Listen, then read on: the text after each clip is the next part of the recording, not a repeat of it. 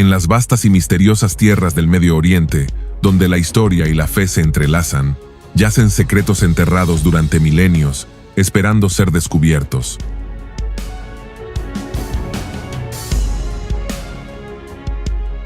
Estimado oyente, este documental nos lleva en un viaje revelador a través del tiempo y la tierra, explorando algunos de los más significativos hallazgos arqueológicos que han iluminado las páginas de la Biblia, transformando el texto sagrado en un testimonio vivo de eventos históricos. Acompáñanos mientras seguimos las huellas de los antiguos, revelando la verdad enterrada bajo capas de tierra y tiempo, y descubrimos cómo la arqueología y la fe coinciden en el esclarecimiento de uno de los textos más influyentes y venerados de la humanidad. Prepárate para ver la Biblia bajo una nueva luz, a medida que la historia cobre vida en este emocionante documental sobre los descubrimientos arqueológicos que confirman su veracidad.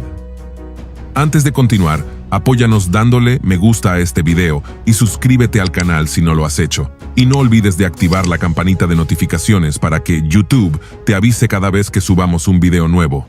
¡Empezamos!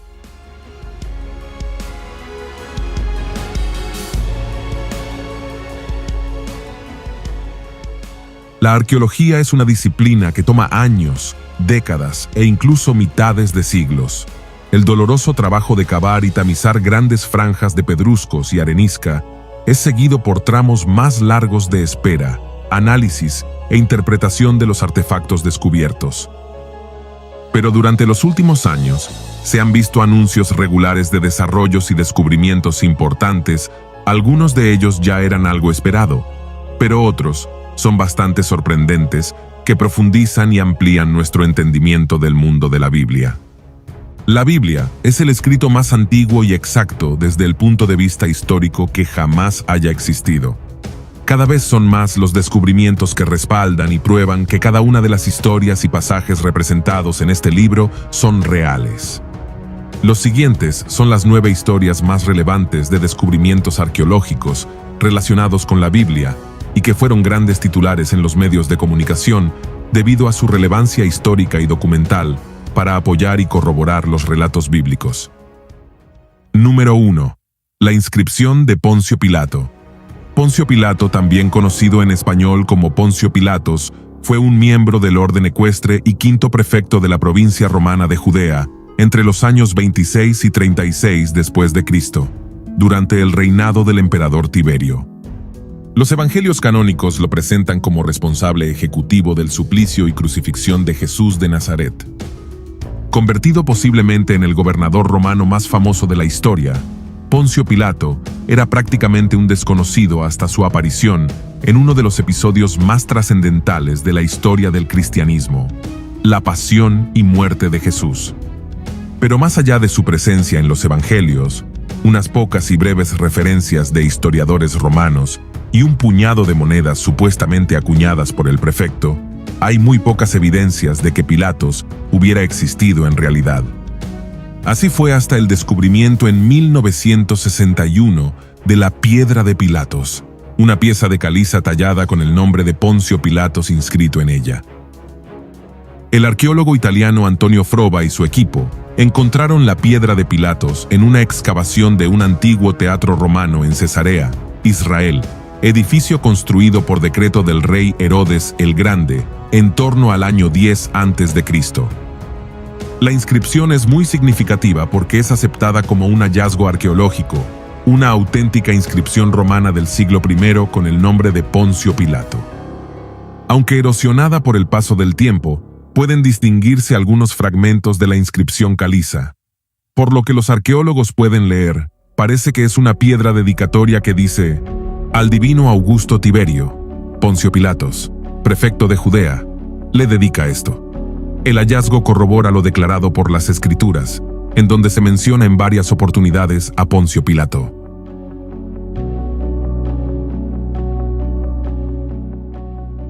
Número 2.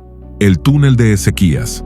Ezequías fue el 13º rey del reino de Judá, hijo del rey Acaz. Reinó hacia los años 716 y 686 a.C. Es uno de los reyes mencionados para la genealogía de Jesús en el Evangelio de Mateo. Ezequías fue uno de los reyes llamados reformadores por los cambios que realizó en su pueblo.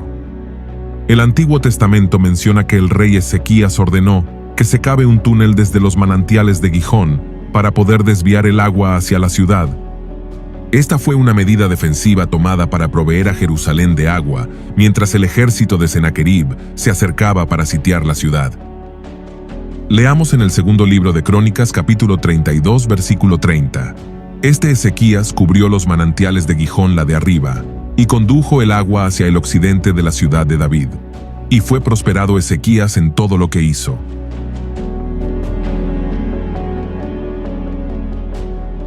El rey Sennacherib de Asiria envió a un encumbrado oficial intitulado Rabsaces para intimidar a los judíos. Gritando en hebreo a la gente que estaba sobre los muros, Rabsaces trató de destruir la moral de los judíos y su voluntad de resistir. Considerando el calor del clima del Oriente Medio, uno se puede imaginar lo aterrador de lo que implicaba su amenaza de que los judíos morirían de hambre y de sed, tal como alude el segundo libro de Crónicas, capítulo 32, versículo 11. No os engaña Ezequías para entregaros a muerte, a hambre y a sed, al decir, Jehová nuestro Dios nos librará de la mano del rey de Asiria.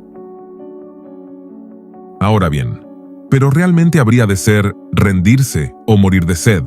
No, puesto que el rey Ezequías con anterioridad había hecho arreglos para que sus hombres cegaran las aguas de los manantiales que estaban fuera de la ciudad.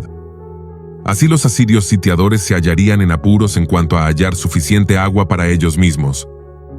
Entonces, ¿qué agua sería posible que tuvieran los judíos cuando Ezequías y la gente estaban encerrados como un pájaro en una jaula, según la jactancia de Sennacherib? Sí, los judíos sabían que había bastante agua en la cueva de la fuente de Gijón en la ladera oriental de la ciudad. Aquella fuente fue cegada o escondida para que los asirios no supieran de ella. Sin embargo, Gijón estaba fuera de los muros de Jerusalén. Por eso, ¿cómo podría mantener vivos a los judíos? La Biblia nos dice que Ezequías cegó la fuente superior de las aguas de Gijón y las mantuvo dirigidas directamente abajo a lo largo, hacia el oeste, a la ciudad de David. ¿Cómo hizo eso? Por un túnel para el agua perforado en la roca sólida. Ese túnel todavía está allí. Los expertos lo consideran una de las grandes proezas de ingeniería de la antigüedad. Hoy en día, quienes visitan Jerusalén pueden caminar a través de este mismo túnel que los ingenieros de Ezequías usaron para desviar las aguas de los manantiales de Gijón, que normalmente corrían fuera de la ciudad. El túnel, de unos 533 metros de largo y construido aproximadamente en el año 701 a.C., es una de las grandes maravillas de la ingeniería del mundo antiguo. Descubierto en 1838 por el afamado arqueólogo estadounidense Edward Robinson, este túnel reveló uno de los secretos de su método de construcción, cuando un muchacho árabe encontró tallada en una de sus paredes una antiquísima inscripción hebrea que explicaba cómo dos equipos de hombres trabajando desde extremos opuestos cavaron simultáneamente hasta encontrarse en el medio. La inscripción fue llevada más tarde a Estambul por orden de los gobernantes otomanos de la ciudad. La inscripción dice lo siguiente: el túnel ha sido completado mientras que los excavadores empuñaban sus hachas, cada hombre hacia su compañero, y con 3 codos más para cavar, se escuchó la voz de un hombre llamando a su compañero. Los excavadores picaban cada uno hacia el otro, hacha contra hacha, y el agua brotó del manantial al estanque a una distancia de 1200 codos. Si el túnel hubiera sido recto, hubiera medido 335 metros de largo, es decir, hubiera sido un 40% más corto. La salida del túnel lleva al estanque de Siloé, donde Jesús mandó al ciego a lavarse los ojos en sus aguas, después de haber escupido en la tierra, hacer el lodo con la saliva y untárselo en los ojos. El ciego recobró la vista tal como alude en el Evangelio de Juan capítulo 9.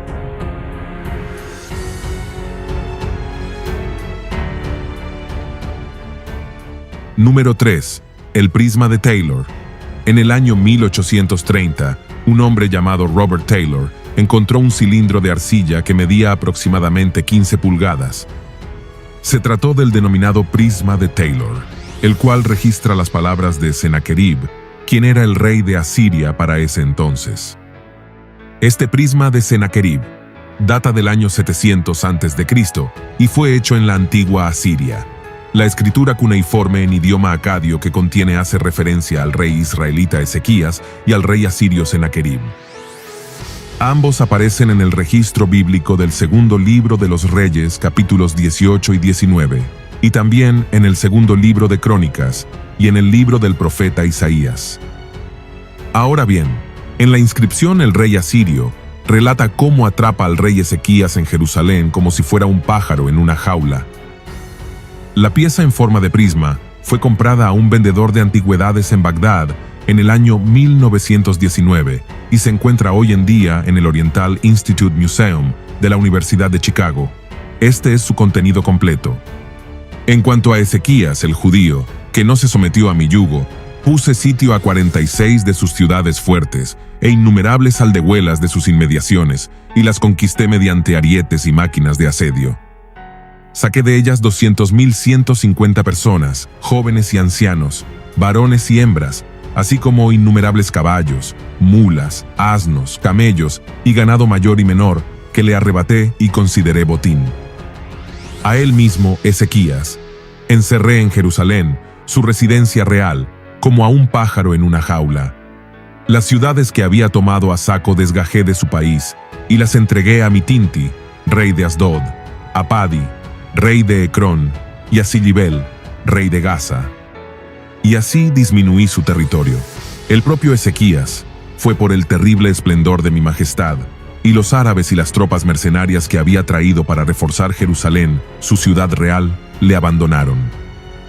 Me envió más tarde a Nínive, mi ciudad señorial, además de 30 talentos de oro, 800 talentos de plata, piedras preciosas, antimonio, grandes bloques de piedra roja, lechos, taraceados, con marfil, sillas taraceadas con marfil, cueros de elefante, madera de ébano, madera de boj, y toda clase de valiosos tesoros, sus hijas, concubinas, músicos y músicas.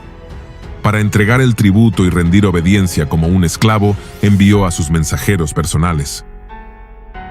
Al comparar estas palabras inscritas en el prisma y lo que declara la Biblia, podemos darnos cuenta que es exactamente lo mismo que declaró Sennacherib.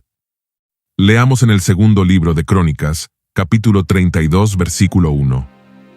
Después de estas cosas y de esta fidelidad, vino Sennacherib, rey de los asirios, e invadió a Judá, y acampó contra las ciudades fortificadas con la intención de conquistarlas. Ahora bien, la Biblia dice que Ezequías dio como tributo 300 talentos de plata y 30 talentos de oro. Este pago se confirma en el prisma de Sennacherib, aunque él alega que recibió 800 talentos de plata.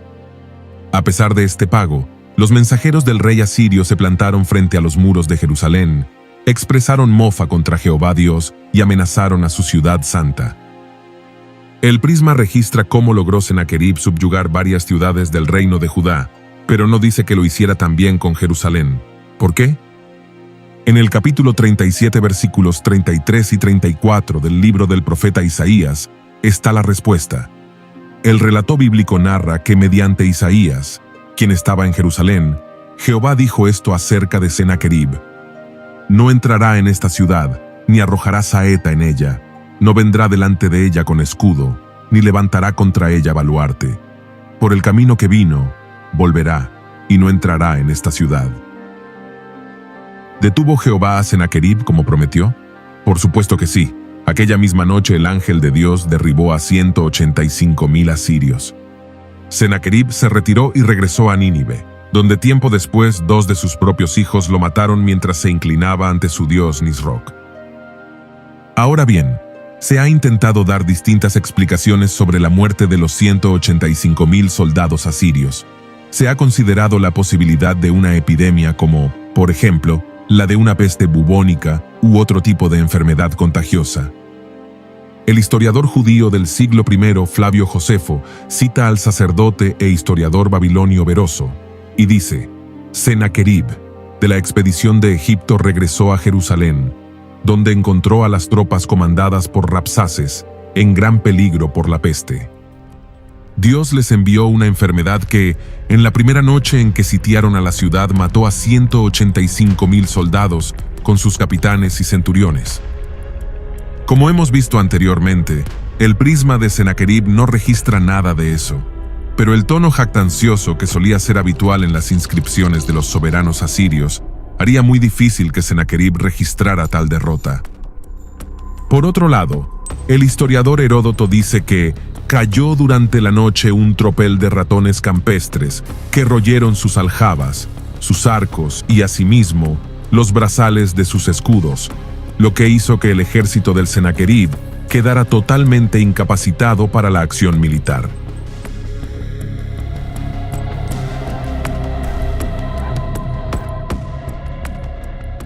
Número 4. La inscripción de David, Estela de Tel Dan. La Biblia describe a David como un hombre conforme al corazón de Dios, y como un rey que reinó durante 40 años, y estableció firmemente la ciudad de David, y el reino israelita que le heredó a su hijo Salomón. Para los arqueólogos, sin embargo, el registro no es tan claro. Al observar la evidencia de las excavaciones en el Israel moderno, algunos expertos han argumentado que la Biblia exageró enormemente el significado histórico de David. Algunos han sugerido incluso que David es solo un mito, una ficción heroica y un cuento popular nacionalista. Obviamente, en David encontramos una figura construida sustancialmente de romance, leyenda y una buena elaboración literaria, escribió el erudito británico Philip Davis. El erudito danés Niels Peter Lemche afirmó que es bastante probable que las historias sobre él sean tan históricas como las leyendas sobre el rey Arturo. Pero después de décadas de debate, hay nuevos descubrimientos que están afirmando la historicidad de David. Este creciente número de evidencias, que van desde inscripciones monumentales hasta restos de construcciones antiguas, respalda con solidez el relato bíblico. El primer avance se produjo en 1993, cuando el equipo dirigido por el arqueólogo Abraham Biran descubrió un fragmento de piedra en Tel Dan, en el norte de Israel, con una inscripción que dice Casa de David. La inscripción está en semítico antiguo y es del siglo IX antes de nuestra era. Todo indica que formaba parte de un monumento que los arameos construyeron para presumir de sus victorias sobre Israel. Un artículo publicado en Bible History Daily afirmó: algunos pusieron en duda la inscripción Casa de David. Sin embargo, la mayoría de los biblistas y arqueólogos aceptaron sin dificultad que la estela de Tel Dan era la primera prueba sólida de que el rey David de la Biblia es un personaje histórico.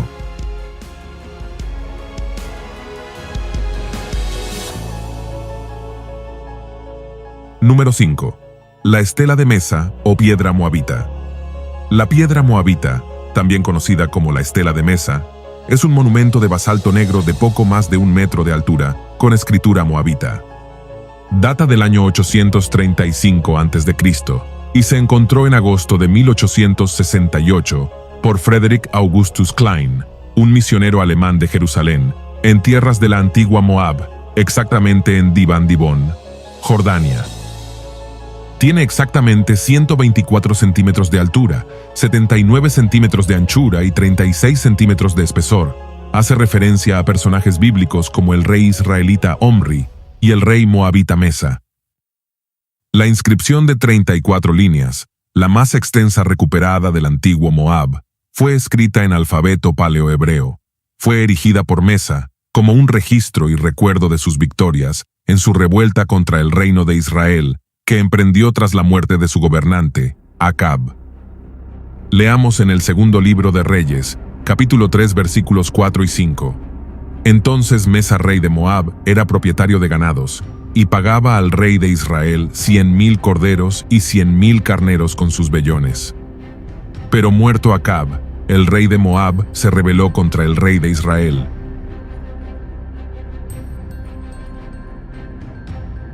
Como ya mencionamos anteriormente, el rey Mesa de Moab erigió la estela moabita en honor de su dios Quemos, para conmemorar la ocasión en que Mesa se libró de la dominación de Israel, la cual dice él había durado 40 años y había sido permitida por Quemos debido a que estaba enojado contra su tierra. Por lo general se cree que esa revuelta de Moab se relaciona con los sucesos que se narran en el tercer capítulo 3 del segundo libro de Reyes. En el monumento, Mesa se jacta de ser muy religioso, de haber construido ciudades, de haber hecho una carretera y de haber obtenido una victoria sobre Israel.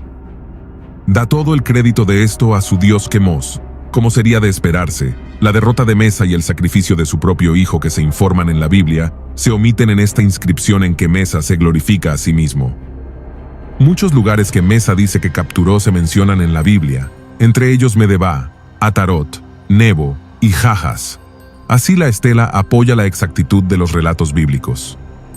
Con todo, es excepcional que Mesa haya usado el tetragramaton, YHWH, el nombre del Dios de Israel, que algunas traducciones de la Biblia lo traducen como Yahvé o Jehová. En la línea 18 de la inscripción, Mesa presenta estos alardes: tomé de allí de Nebo los vasos de Yahvé y los arrastré ante Quemos. Fuera de la Biblia, este es probablemente el registro más antiguo del uso del nombre divino.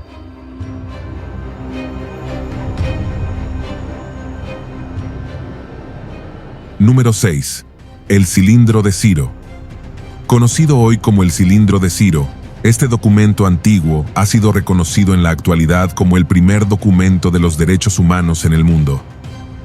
Está traducido en los 6 idiomas oficiales de las Naciones Unidas, y sus disposiciones son análogas a los primeros 4 artículos de la Declaración Universal de los Derechos Humanos. El cilindro de Ciro es un documento emitido por Ciro el Grande, que consiste en un cilindro de arcilla con inscripciones en escritura cuneiforme acadia. El cilindro fue creado en el año 539 a.C., por orden de Ciro el Grande, cuando tomó Babilonia de manos de Nabonido, poniendo fin al imperio neobabilónico. Este cilindro fue encontrado en el año 1879 por una expedición del Museo Británico en el templo del dios Marduk en Babilonia, actual Irak.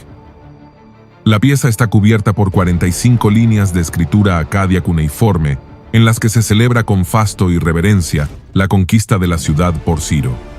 Actualmente está en exhibición en el Museo Británico en Londres. Este cilindro es conocido por su importancia histórica y su relación con los eventos narrados en la Biblia, específicamente en el contexto del regreso de los judíos a Jerusalén después del cautiverio babilónico. A continuación, algunos puntos clave sobre el cilindro de Ciro. Número 1. Contenido de la inscripción. La inscripción en el cilindro es un decreto atribuido a Ciro el Grande, que otorga la libertad a varios pueblos que habían sido conquistados por los babilonios. En particular, se menciona la liberación de los judíos, quienes habían sido llevados al cautiverio en Babilonia por Nabucodonosor. Número 2. Liberación de los judíos. El cilindro de Ciro es considerado un testimonio arqueológico importante de las políticas de Ciro el Grande y de la política de tolerancia religiosa de los persas. Este cilindro registra la política de Ciro de permitir que los pueblos conquistados regresen a sus tierras de origen y restauren sus lugares de culto. En el caso de los judíos, esto se alinea con la narrativa bíblica.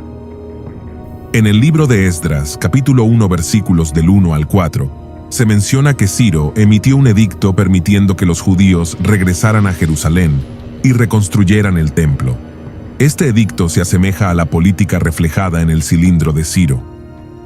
Para los judíos, este documento es especialmente significativo porque respalda la idea de un regreso permitido a Jerusalén y la restauración de su templo, eventos fundamentales en su historia. Veamos lo que dice en Esdras capítulo 1 versículos 1 al 4. En el primer año de Ciro rey de Persia, para que se cumpliese la palabra de Jehová por boca de Jeremías, despertó Jehová el espíritu de Ciro rey de Persia, el cual hizo pregonar de palabra, y también por escrito por todo su reino, diciendo: Así ha dicho Ciro rey de Persia: Jehová el Dios de los cielos me ha dado todos los reinos de la tierra, y me ha mandado que le edifique casa en Jerusalén, que está en Judá. Quien haya entre vosotros de su pueblo, sea Dios con él, y suba a Jerusalén que está en Judá, y edifique la casa a Jehová Dios de Israel. Él es el Dios, la cual está en Jerusalén. Y a todo el que haya quedado, en cualquier lugar donde more, ayúdenle los hombres de su lugar con plata, oro, bienes y ganados, además de ofrendas voluntarias para la casa de Dios, la cual está en Jerusalén. El cilindro, los textos bíblicos y la narración del historiador Heródoto son pruebas firmes de que Ciro fue tolerante en sus campañas, tanto con el pueblo judío al que dejó marchar como con la población babilónica, cuyos dioses y templos respetó.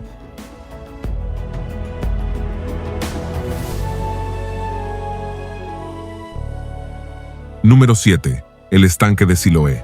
En 2004, en el extremo sur de Jerusalén, explotó una tubería de desagüe.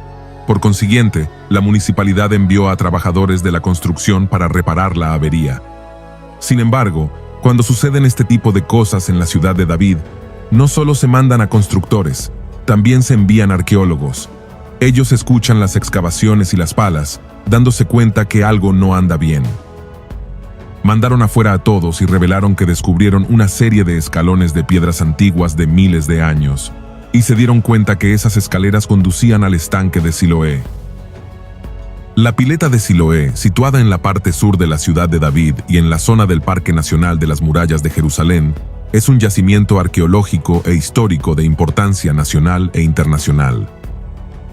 El estanque se construyó por primera vez hace unos 2700 años, como parte del sistema de abastecimiento de agua de Jerusalén, en el siglo 8 a.C., durante el reinado del rey Ezequías, según se describe en la Biblia en el segundo libro de los Reyes, capítulo 20, versículo 20. Los demás hechos de Ezequías, y todo su poderío, y cómo hizo el estanque y el conducto, y metió las aguas en la ciudad, ¿no está escrito en el libro de las crónicas de los reyes de Judá? El estanque de Siloé servía de depósito para las aguas del manantial de Gijón, que se desviaban a través de un túnel de agua subterráneo, por lo que ya se consideraba una de las zonas más importantes de Jerusalén en la época del primer templo. Debido a su ubicación e importancia, la pileta de Siloé se renovó y amplió hace 2000 años, a finales del periodo del segundo templo. Se cree que millones de peregrinos la utilizaban como baño ritual mikve antes de subir al templo por la ciudad de David. Según el Evangelio de Juan, fue en el estanque de Siloé donde Jesús sanó al ciego. Leamos Juan capítulo 9, versículo 11.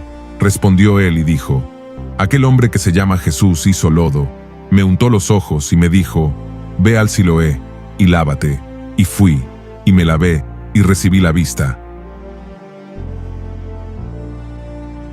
El descubrimiento de la pileta de Siloé representa un momento decisivo en el campo de la arqueología bíblica.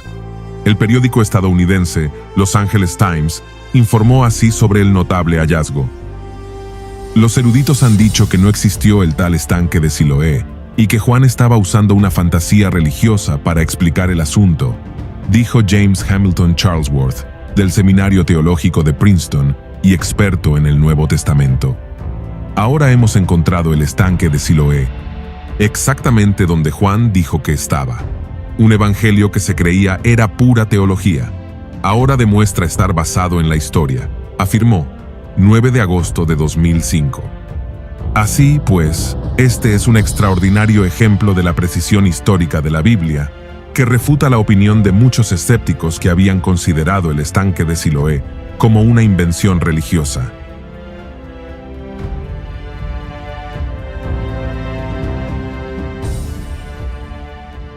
Número 8. Las tablas hititas. La Biblia fue cuestionada durante muchos años por quienes alegaban que en ella se encontraban nombres de gente y lugares que nunca existieron, entre ellos la nación de los hititas. Un pueblo de leyenda, que solo aparecía citado en el Antiguo Testamento, se hizo realidad cuando a finales del siglo XIX fueron apareciendo los primeros vestigios, que se concretaron en 1906 y 3000 años después de que la Biblia lo declarara. Hugo Winkler descubrió 10.000 tablillas de arcilla que documentaron la historia de la nación hitita. Además, también se conoció que esa área era la capital de la nación hitita. El Antiguo Testamento los nombra como Hitim, en la versión Reina y Valera traducido como Eteos. Algunas referencias conocidas entre las más de 50 se encuentra en Josué, donde se menciona la confederación de pueblos incluidos los hititas en su lucha contra Israel. Leamos Josué capítulo 11 versículo 3. Y al cananeo que estaba al oriente y al occidente, al amorreo, al eteo, al fereceo, al jebuseo en las montañas, y al heveo al pie de Hermón en tierra de Mispa. El ejército de David contó con hititas entre sus filas. Leamos en el primer libro de Samuel, capítulo 26, versículo 6. Entonces David dijo a Ahimelech Eteo y a Abisai, hijo de Sarbia, hermano de Joab: ¿Quién descenderá conmigo a Saúl en el campamento? Y dijo Abisai: Yo descenderé contigo.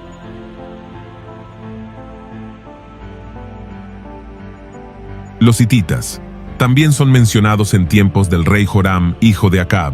Leamos en el segundo libro de Reyes, capítulo 7, versículo 6.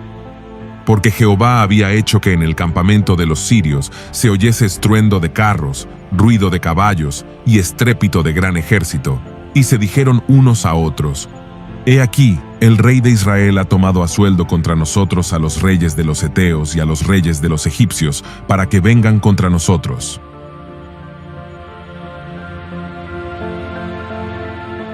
Cuando en 1915 Bedřich Hrozný descifró su escritura, dio paso al conocimiento histórico de las costumbres, leyes, comercio, etc., de un pueblo hasta entonces solo conocido por menciones en la Biblia, y que la crítica textual tachaba de alegorías. Así, una vez más, se comprobó la veracidad de la Biblia.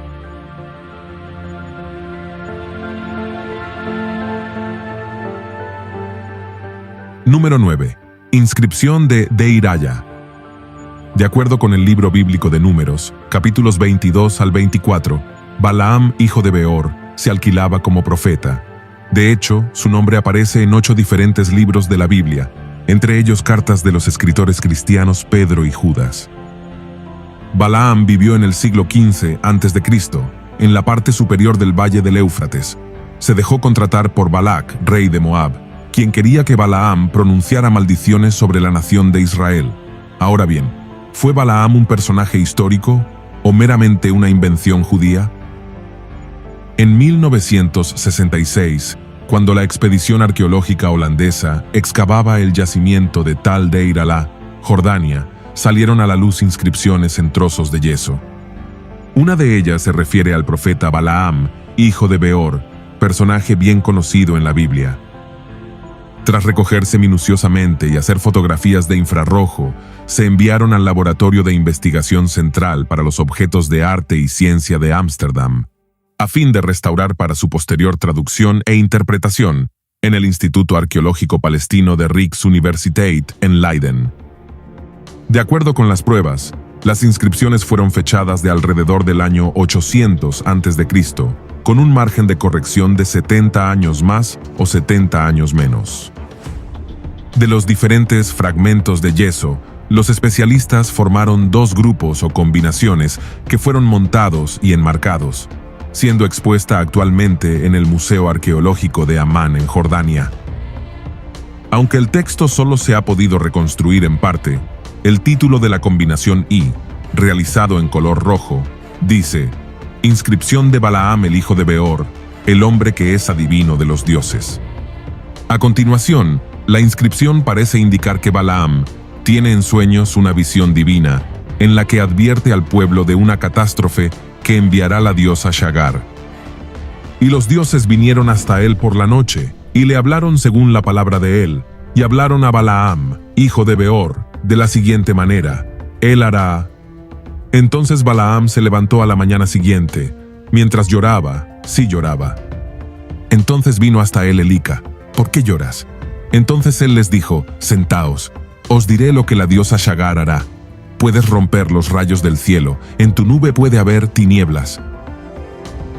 Es interesante resaltar la conexión del texto encontrado en Deir-Aya y las expresiones de los oráculos de Balaam en la narración bíblica. En la inscripción hallada se lee: Balaam hijo de Beor, coincidente con Números capítulo 22 versículo 5.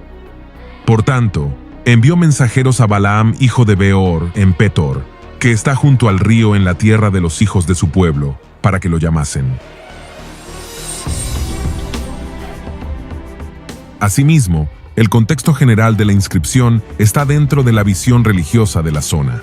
Estamos ante la evidente relación de los pueblos vecinos de Israel con sus expresiones y vivencias.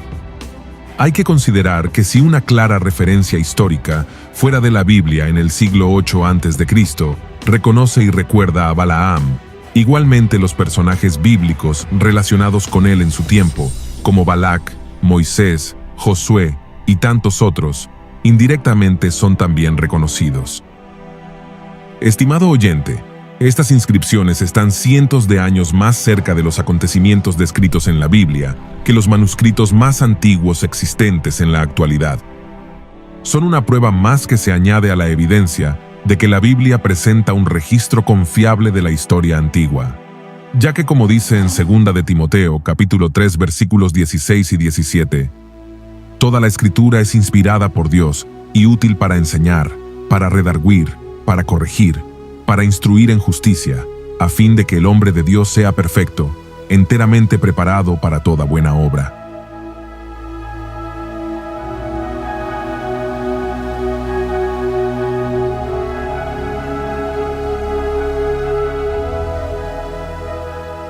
Y así llegamos al final de este video y esperamos que te haya sido de utilidad. Nos vemos en el próximo video.